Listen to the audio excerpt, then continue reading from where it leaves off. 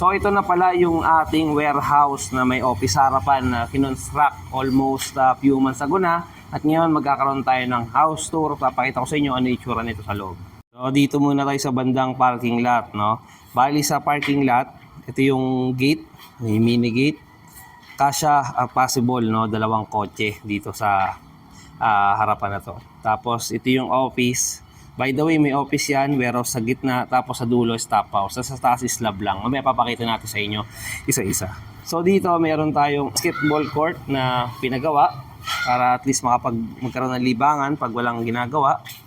At ito pala yung ating linya ng kuryente, dalawa siya. Pero kung mapapansin nyo sa baba, meron siyang at least 15 yata to 16 na linya na nakaabang dito.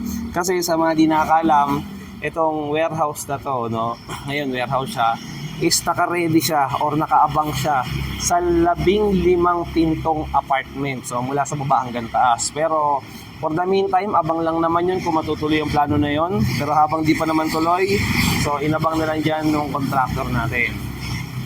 So dito tayo, pasok tayo. Dito, by the way guys, hindi ko na mapasok tong office kasi may natutulog na baby. Hindi, ano ka lang kasi, baguhan pa lang to, hindi pa naman siya tapos totally, may mga konti pang gawa. Kaya, yun, magulo pa yung gamit. Tapos, sooner or later, alisin din namin iba dyan. Yan, may CR doon sa loob. O, dito tayo sa gilid guys. Ito may malaking hallway dito. Doon sa dulo yung ating staff house. Dito naman yung warehouse na maliit. So, tignan natin. Ito yung warehouse, di ko napapasukin totally kasi for privacy na rin, no, ng mga bagay na nakapaloob na meron dito sa loob kasi syempre hindi naman pwedeng makita lahat, for privacy na rin, no. Hanggang dulo yan.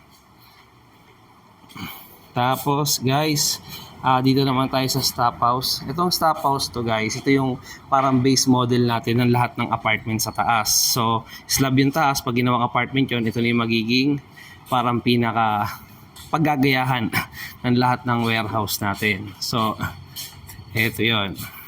Baguhin natin ilaw. Yan, parang medyo yellowish siya. Maliit lang siya. Meron siyang tawag yan, sala dito sa baba. Sala, tapos magulo pa kasi hindi pa to ayos staff house kasi to. Tapos sa taas, merong mezzanine na isang kwarto na merong pwede kang maglagay ng computer. Tahimik lang kasi may natutulog.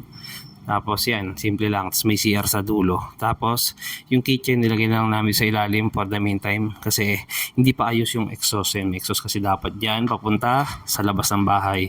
So sa lahat ng mga sa lahat ng mga bahay possible ganun yung maging model, pati yung mga exhaust. Tapos sa labahan ginagawan pa ng paraan kung i-extend yung taas para lumaki kasi medyo maliit yung unang nagawa, baka lakihan namin soon.